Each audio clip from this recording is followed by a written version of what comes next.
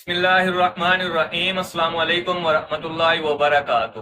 ناظرین، آپ پہلے یہ ویڈیو دیکھیں تو اس کے بعد پھر ہم بات کرتے ہیں۔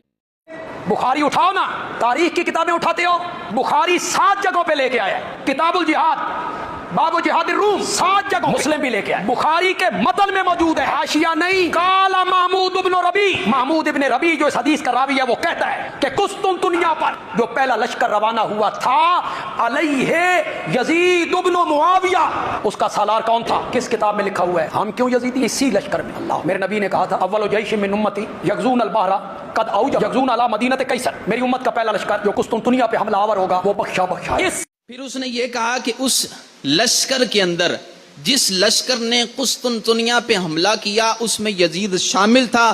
جب یزید شامل تھا تو ہم اسے گناہگار نہیں کہہ سکتے، اس لیے کہ نبی پاک علیہ السلام نے فرمایا مغفور اللہ، وہ تو بخشا ہوا ہے، وہ تو جنتی ہے۔ یہ استدلال۔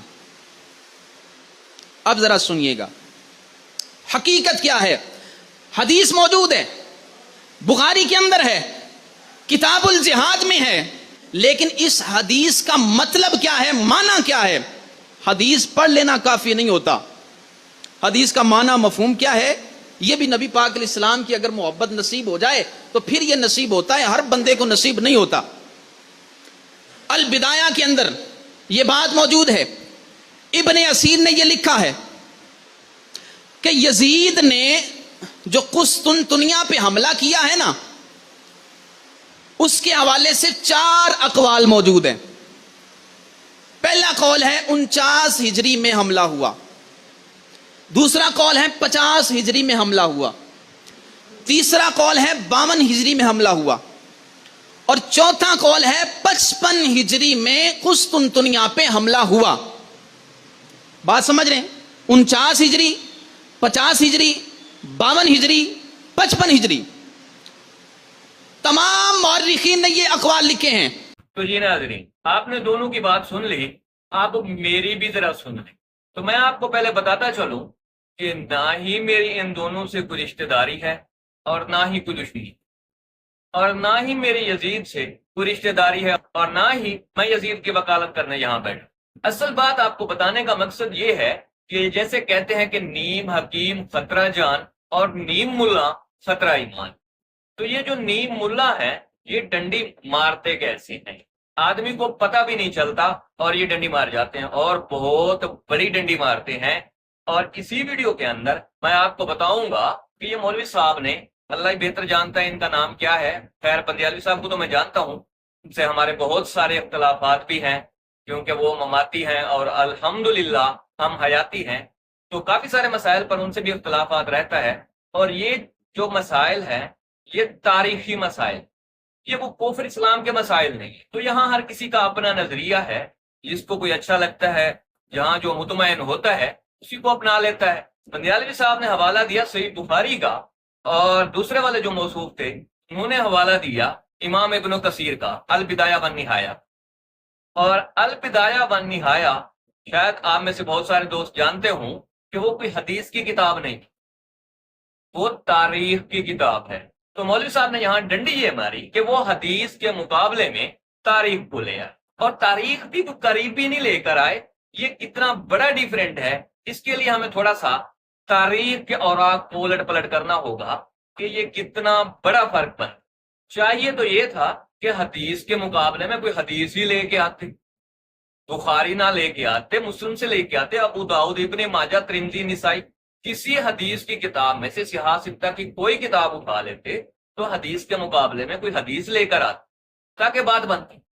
لیکن انہوں نے بخاری کو چھوڑا، مسلم کو چھوڑا، ابن ماجہ کو چھوڑا، ابو داؤد کو چھوڑا، ترمذی کو چھوڑا، نسائی کو چھوڑا، تمام سیاہ ستہ کو چھوڑا، اور باقی کتب احادیث کو بھی چھوڑا، تو سیدھا کہاں آئے؟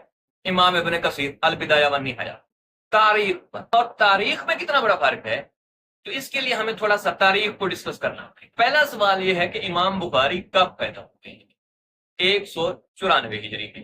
امام ابن کثیر امام بخاری سے 507 سال بعد پیدا ہوئے ہیں۔ امام بخاری کی پیدائش ہے 194 ہجری اور امام ابن کثیر کی 701 ہجری، تو یہاں 507 سال کا فرق تھا۔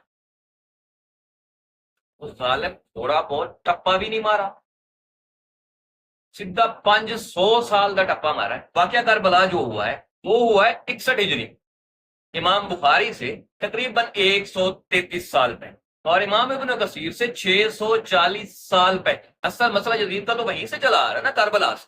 تو کربلا ہوئے 61 ہجری، تو امام ابن کثیر 640 سال بعد واقعہ کربلا کے پیدا ہوئے، اور کربلا کے حوالے سے مختلف روایات سے، اللہ ہی بہتر جانتا ہے، ان میں صحیح بھی ہو سکتی ہے، غلط بھی ہو سکتی ہیں، کہ امام ابن کثیر نے واقعہ کربلا کے حوالے سے جتنی بھی تاریخ لی ہیں وہ لی ہیں ابو مقنس لوط ابن یحییٰ سے۔ واقعہ کربلا کے عنوان پر سب سے پہلے لکھی جانے والی کتاب مقتل حسین، اس کی بڑی ایک مشہور کتاب ہے۔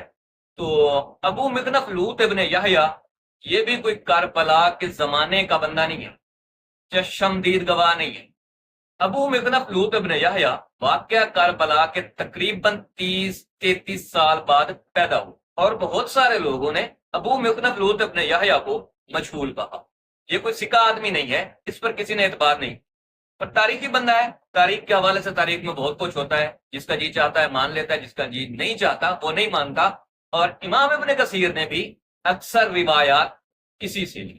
تو پہلی بات تو یہ ہے کہ حدیث کے مقابلے میں تاریخ کو نہیں لایا جا سکتا، جتنی بڑی محبت۔ جس طرح ہم قرآن کے مقابلے میں حدیث کو نہیں لاتے، تو اسی طرح حدیث کے مقابلے میں بھی تاریخ کو نہیں لایا جا سکتا، وہ چاہے جتنی بڑی معتبر تاریخ کیوں نہ ہو۔ دونوں حضرات کے بیان آپ نے سنے، اور باقی بات رہی دلائل کی، حقائق کی، تو مجھے وہ مولانا بندیالوی صاحب کے بہتر لگی، اور میں نے آپ کو بتا دیا۔ آپ کو کیا بہتر لگتا ہے یہ آپ ہی بتا سکتے ہیں۔